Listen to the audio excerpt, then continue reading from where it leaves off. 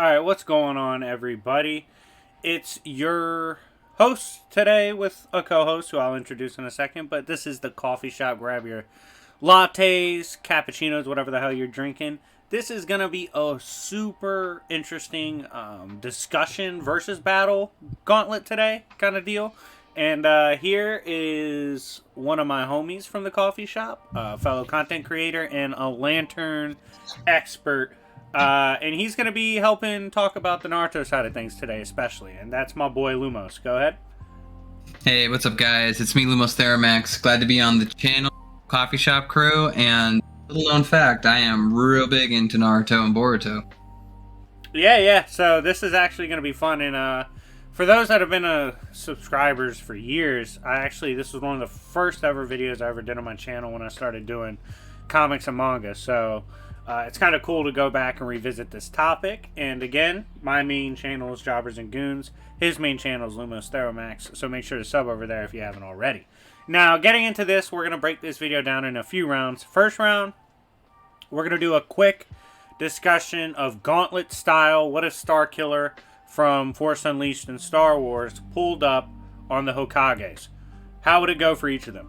Second round, we will do all the Hokages minus Naruto versus Starkiller, and if we feel it's necessary, we'll talk about a third round with all the Hokages, including Naruto. So, with that in mind, I hope you guys enjoy this, and let's begin. So, first round, Starkiller. Which Hokage we putting him up against before I talk about Starkiller? Who goes first? Let's just go in order. Yeah, let's just go in order. Alright, Hashiramo first, yeah. Alright, let's get spicy with it right away. Okay, so I'm going to real quick talk about Starkiller a little bit. Starkiller is obviously the apprentice to Darth Vader, and he was secretly being raised and trained to one day help Vader surpass and defeat Sidious. Now, what made him such a formidable character is he always had insanely raw potential. This was best showcased when Vader went to invade Kashyyyk and execute a force that he felt there. He found a Jedi Master and slayed him. But he realized when his lightsaber was taken from a young child there that the son of that Jedi was stupid powerful. And that's when he took in Galen Merrick to become Starkiller. Starkiller is trained in multiple forms of lightsaber combat. Thanks to both Vader and his training droid, Proxy, who can mimic any duelist that he encounters or has like footage of. We see Galen Merrick has experience against basically all lightsaber styles. He, in particular, typically favors dual-wielding style and is very aggressive with styles like Juyo. What also makes him incredibly dangerous is his raw force power. Like I said, he was actually noted in an accompanying guide and statement from the creators that if he was allowed to grow older, because he was a teen when he died, he would have perhaps even surpassed Palpatine himself in power. He was briefly able to hold his own in a power struggle with Palpatine, as well as he did manage to overtake a pre-prime Darth Vader. He took down Shakti, who could control a whole planet, and this dark force nexus that she was controlling was compared to a space-time disrupting astral body. And he took down other Jedi of note, former Clone War heroes and such. And overall, his arsenal, which includes Force Push, Force Pull, to the extent that he helped control a Star Destroyer on its way down, his telekinesis, telepathy, his chokes, his repulse, which like disintegrates you on touch, and his durability, in which he was able to even survive going beyond death to where your identity is supposed to be stripped, and he retained it until he returned back to his body in the novel, which is insane. So overall, Galen Merrick, aka Starkiller, is insanely dangerous, and this gauntlet will be fun. Real quick, I'm going to let you do a brief breakdown on Hashiramo. So, Hashirama is the OG god of shinobi whenever it comes to Konohagakure, and I'm telling you, this guy's by far one of the most powerful out of his era, only by the power of Madara, but as we all know, the guy's defeated Madara twice, so this dude's flat out a monster. Most notably known for his Kekkei Genkai of Wood release, as like including nativity of world trees, world of flowering trees, the Hobie technique, and like wood dragons and stuff like that, as well as his really, really, really big crazy shit, such as the Hote, as well as his obnoxious shit like the wood clones that definitely got the one up on Madara. And of course, his most notable amps being Sage Mode exclusively, and a few of his wood releases in that form are even wackier, capable of pretty much tanking quite a bit of different things with his several thousand hands Sagear wood release. And the thing that makes this guy wild as fuck is he soloed pretty much everyone ever, including all of the tailed beasts, and is very, very, very difficult to pin down and keep him from just throwing an entire forest at you, as well as his incredibly talented analysis whenever it comes to combat, as well as chakra levels. All right, very good. So what makes this matchup actually a lot more interesting than people think, because when I posted this hypothetical in my community tab, a lot of people were saying, like, oh, Hashirama probably gets it. Well, here's the problem for Hashirama. Starkiller has seen Hashirama before, and arguably to a way more extreme degree. I'm, of course, referring to Shakti and Felucia, which, like I said, was a planetary nexus. That entire planet had a literal killing intent for Starkiller as soon as he touched down, and he was fighting the forest, the jungles throughout the entire planet, the wildlife there, which included massive creatures. So, like, the fact that he's running through all them and then fought Shakti, who's controlling the planet as he's doing that, like, yeah, he's seen Hashirama types before. Now, we did talk about something interesting off record, which was, what if Hashirama uses his darkness genjutsu? We would see Starkiller, like, tap into the forest at that point and be more reliant upon that, which could be a lot scarier for Hashirama, because that means that's like a more force-trusting Starkiller, which means he'll only be stronger. And even younglings can fight without their eyesight and are trained to do so if it's compromised. So, what are your... I think Starkiller mid-diff beats Hashirama. What do you think? I think Hashirama is really hard to kill, which obviously gives him staying power, but Starkiller will get it done to me. What do you think? His regenerative capabilities are really frustrating to do. But the problem here is, especially if this is a live Hashirama, which I'm assuming it definitely is here, but that lightsaber is going to cleave pieces from him if it manages to land, like 100%. And he may be able to like regen that, but it's like, how many swipes? How fast do you think Hashirama is in comparison to him? Because if once he gets up close to him, it's not going to take but one or two strikes to make Hashirama no longer in the world of the living, in my opinion. All right, just to give people perspective on how fast, like, Legend Star Wars characters are, even, like, regular Jedi pilots and even human pilots can react to hyperspace jumps, which is FTL+. We know Vader was actually overwhelmed by the pure speed of Starkiller, and Starkiller was faster than Shakti as well. So, yeah, he's, like, casually FTL+.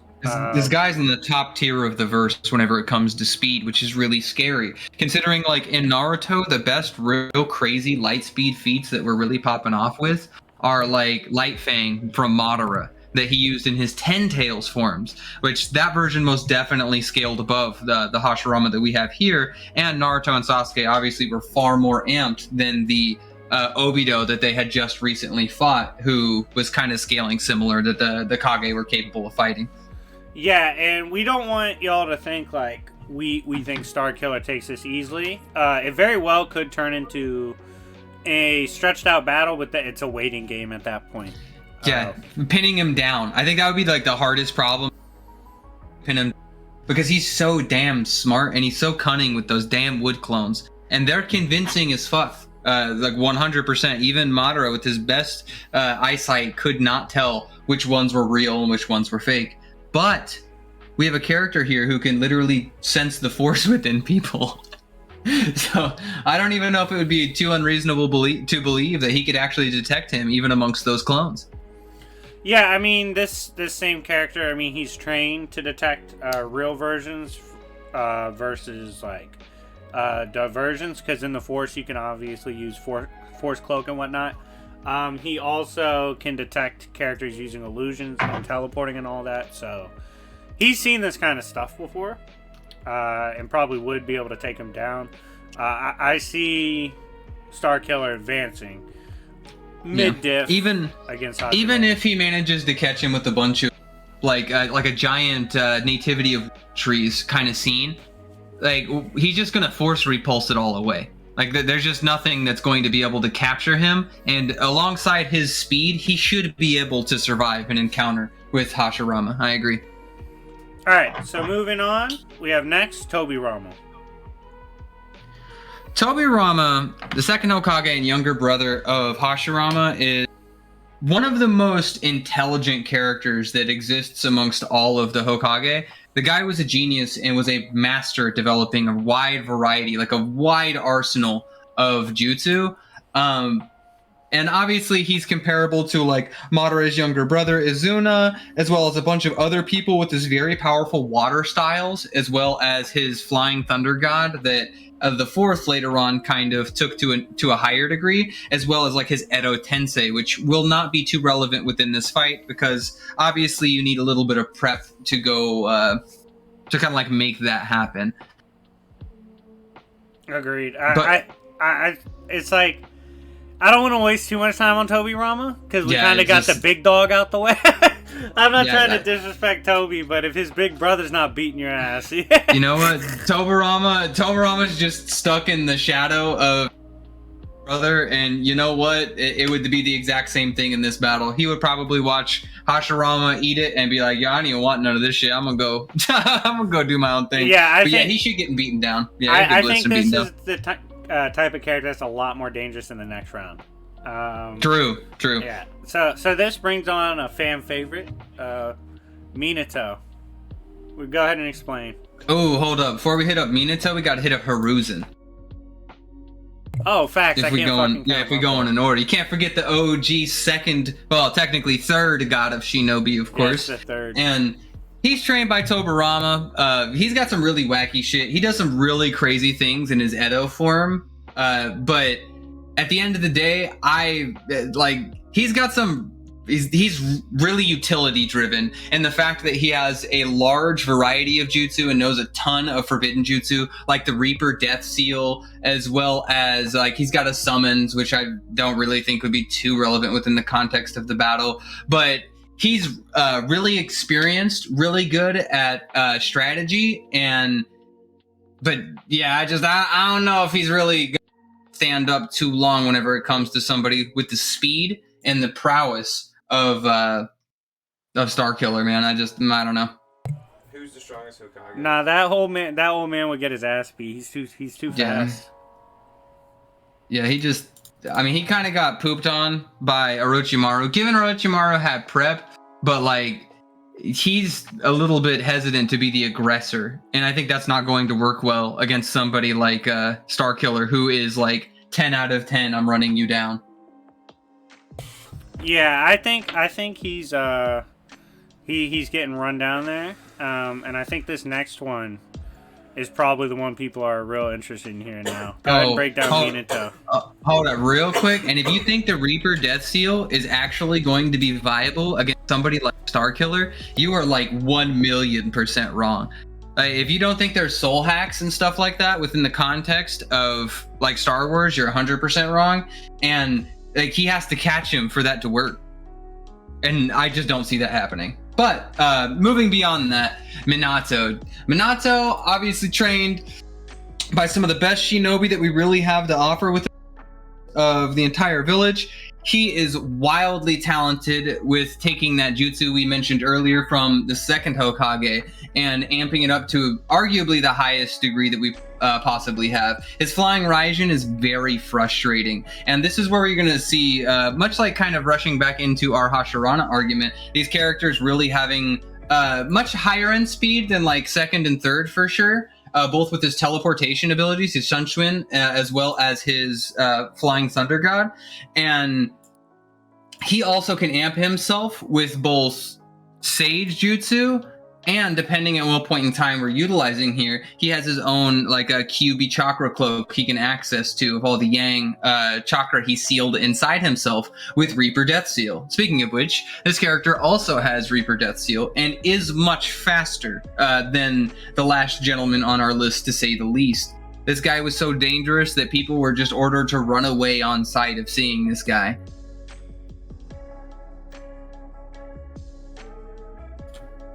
Yeah, like it's hard to deny how cool he is. Yeah, but cool factor doesn't always mean you win. Now, I think the thing that most works in his favor is, yes, he's faster than the other three we talked about, but it's his seals versatility and his quickness with them, as well as like, would his teleporting work that well? I'm not as sold on it just because Starkiller's fought a teleporter before, and he's seen that style before. So it's just a matter of if he's fast enough, which, yeah, I believe he is. So at that point, it's going to come down to who hits who first. Actually, no, it's not even that. I don't see a Rasengan landing on Starkiller. I think he would literally flip away and slash him, or turn around and just catch him in the air. I'm not even sure one Rasengan would actually even put him down, which is like the real issue. And of course, he might be able to tag him with like one of his seals, so he can always jump to him. But he can always jump to him, and I think that works as a bigger disadvantage for Minato than it does Starkiller. Because you jump in close range with him. And Starkiller could easily just catch the Rasengan with the force. Yeah, just force shove him away as he gets close. Yeah, that force repulse, you guys are going to hear us bitching a lot about that, because that's like one of his strongest abilities, and it's the most obnoxious one to get through, because it's omnidirectional. Very similar to Diva Path's Shinra Tensei. Yeah, and he's willing to do it like all the time. His stamina's crazy. So, yeah, this would be a super dope battle. This would be way cooler if Minato had a lightsaber. True. He doesn't. So he stabs him with a dagger. It's just gonna piss him off in AM. Okay, so question: who do you think's a harder fight, Hashiramo or Minato for Starkiller stylistically? I think Starkiller beats both one-on-one. So I'm wondering who you think's harder. I do think he would. I think that Minato is better suited to fight somebody like Starkiller. So I'd probably give him the advantage. Even though I think stat-wise, you'd probably look at Hashirama and just say that, but that guy's better.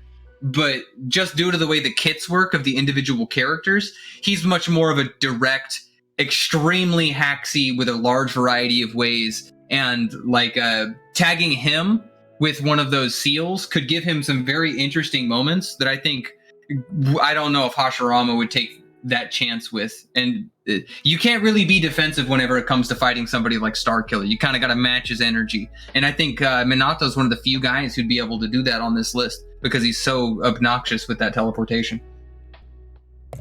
He also has a really good ability to create separation. So yeah, I'd say that also helps him. But I think Starkiller takes him down. He's gonna catch him first, in the worst way. Next, go ahead and break down. Go ahead. Yo, so Fifth Hokage, the old wonderful Tsunade, who's basically within the context of this battle, a giant tank who won't be able to tank too much. Tsunade is really good at regeneration, and she's very physically powerful. So much so she could like shatter the rib cage of the Susanoo. But like, I really would. She's just not going to be able to do anything like at all whatsoever. She was really good within the context of a team scenario if the enemy doesn't immediately kill her. But somebody trained like Starkiller is 10 out of 10 going to just brutalize her on the spot, probably amputate her head, and unfortunately no regeneration with no head. Yeah, I think he would just catch her with the force and cut her head off. It'd be embarrassing. Yeah, that's why I started laughing, because I was like, she's built to get killed by him. That's unfortunate. I mean, like, what'd she do? Summon Katsuyu, that giant slug, and then just him fucking incinerate the slug hole and then just turn it on her? Yeah, it just wouldn't work. All right, what about the next one?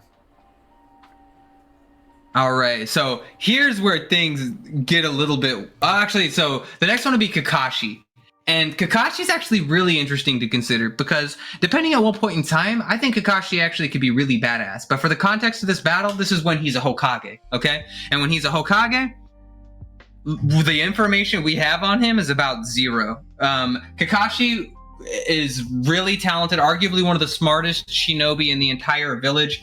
But unfortunately, after the loss of both of his EMS, he doesn't really have much to offer whenever it comes to a battle. And I know what you're saying, but wait, he has one statement of his purple lightning making him stronger than he ever was before. But it's one of those things where, like, well, okay, I don't think Kakashi coming up with purple lightning scaling over dual EMS Mangekyo Sharingan, like Kakashi, it's like just not happening. Now, if he had those EMS, I think this would be a little bit, or those. I think this would be a little bit different of a conversation because we're starting to mess with some time space hacks that I think could definitely be frustrating. But purple lightning or whatever jutsu he's going to throw at him, whatever strategy Kakashi is going to try and throw at him, is going to be foiled by the amount of awareness that he has with his use of the Force. I'd agree to that. Yeah, that makes sense.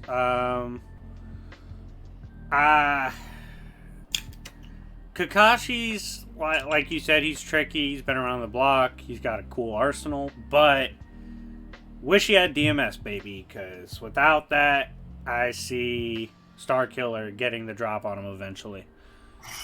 Yeah, it's. I think this fight would be very reminiscent to his fight with Pain. He's just coming up against a guy that's way outside of his league, and he's just going to get ran down by him and probably killed. Alright, final one. For this round, at least.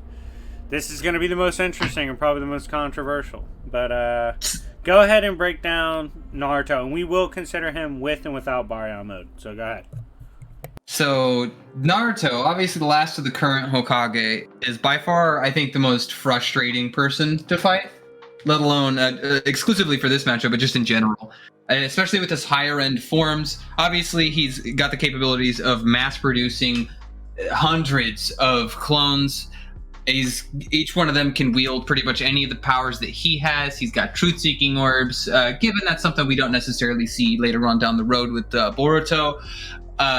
Really fast, basically has teleportation with how fast he's moving, and is just very adept at very wide-scale attacks with a large variety of people that are utilizing his power. In unison with Kurama, he also has like larger forms with his KCM mode, and I think stuff like that would work against him. But the tail beast bombs and stuff, I definitely could see causing some problems on the battlefield if his opponent stays still long enough. What you reppin'? Alright, so I think Naruto, and without Baryon, I think he could probably beat Starkiller with a clone overload. I'm just not quite sold on Starkiller dispatching all of those clones before eventually someone tags him enough to be a problem. However, if he, for whatever reason, I do think he would favor clones, and would go for it. So I'd probably say Naruto high diff, because again, you know, all out Starkiller with the Force might just find him and try to end it as the clones attack. I don't know, but and his repulse is crazy too. I think Naruto and without Baryon probably wins high diff. But I think with Baryon mode, he actually loses. Why do you think he loses? Just curious. Yeah, he doesn't have fucking clones. So Starkiller doesn't give a fuck about a 1v1 with Naruto. It's that 1v2000 where it becomes problematic. So yeah, no, I'm 100% on board. And plus, it's kind of weirdly unclear as to exactly how like Baryon mode works whenever it comes to that chakra. If he strikes somebody else who doesn't have chakra, that might not work. But within the context of the battle, it may. But I think in a one-on-one situation, he's both fast enough and skilled enough. He might take a few hits, but I don't think that's going to be something that will 100% put down Starkiller. He's going to keep rolling. But one screw up on Naruto's side with that fucking lightsaber, bro, and it's not going to be fun, to say the least. Naruto, out of all the characters so far, with his massive variety of hacks, as well as how fast he is, I think that being the biggest thing, is definitely the best matchup in a 1v1 scenario out of everyone we've mentioned so far. Agreed. Let us know in the comments who you think wins in that 1v1 for the different versions of Naruto with regular and then with Baryon. Now, the second round, all the Hokages except Naruto jump him. What do you think changes about this scenario? So when we start throwing all these guys together, these guys are really good whenever they're fighting, because it's going to take 1 to 2 people to just basically cover them while they can come up with a strategy and analyze his moves. As I mentioned earlier, second Hokage is a real shithead, and he's really good at developing plans and enacting them in real time. First Hokage could definitely play some defensive shit and could be really just like could do a really good job at making sure he never makes it towards his teammates, or if he does manage to make it there, that they were just wood clones in the first place and he's kind of getting played, which would be really frustrating to Starkiller. I think that a few of them still definitely probably going to take L's. Like Tsunade is still not very useful. Like I don't really think that she's going to be able to do too much within the context of a fight versus him. But I think team-based strategies from Minato, second Hokage, and first Hokage, Hashirama, could definitely lead to some problematic moments, because being distracted by like a force repulse from an entire forest attacking him will leave him momentarily vulnerable to characters like Minato or second Hokage teleporting in on him, especially if they get a seal on him. Because once they have a seal on him, 1 or 2 of them could just blatantly sacrifice their lives for a potentially lethal strike or something along those lines. I just pictured a badass moment. Rest in peace, Minato fans that hear this, but where he like comes in to hit him like he did Obito when he fought Kid Obito, and right before the Rasengan touches Starkiller, you just see Starkiller repulse and rest in pepperoni at that point. I think it's a lot more interesting at this point. I think the distraction would actually be Hashirama and Toby Rommel. I think they'd be like, you two go ahead and try to distract them. I don't know how much this helps them, though. They are a lot more dangerous and more probable to get the win cons like seals, like advanced seals, but I don't see them pulling it off. I see him getting roughed up in this, but I do see him taking several down early and then taking down the tougher ones. The reason why this is such a frustrating matchup, I think, for a lot of the characters. But Lumos, dude, that force repulse just pushes things back. And it's like, no, it's far worse than that. He literally just disintegrates people with that force repulse. It's like, it's a really scary technique. And so if you get close to him or you throw like any large scale shit towards him, he's going to be able to escape whatever it is with that force repulse. And he's flung characters like Vader away from him with this shit, right? Yeah, he's just straight up force pushed Vader before. Yeah. Too. Yeah. Like that's some really wild power coming from. And he caught a full characters. blast from Sidious, like with 2 Menace. So yeah, his raw power to match your incoming attacks are crazy. And to give reference, a weaker Yoda, or a Yoda that fought a weaker Palpatine, I should say, was able to catch a mountain-sized monster whose laugh threw meteors from orbit. That shit y'all worship Madara for when he dropped one, that thing laughed and threw a bunch. And Yoda casually caught him and was like, "What's up, bitch?" and won. So, like, him catching that from Palpatine in a power struggle is no laughing matter. I think he's catching any power shot they throw at him to kind of end that debate right there. Like, is he strong enough to repulse shit they have? Yes. He's able Yeah. to throw it back with the Force. I think he takes down this group, high diff, but I think if you add Naruto, he loses. Yeah, for the third round, if you throw Naruto in here, we are 1v1 scenario. It'd be really difficult, but Naruto would probably take the W. If you add him teammates on top of that, I think this gets infinitely more frustrating. Because not only does he have piles and piles and piles and piles of people he has to always be throwing away from him, but he also has wildly intelligent characters on the other side strategizing and enacting those strategies while he's still dealing with those things.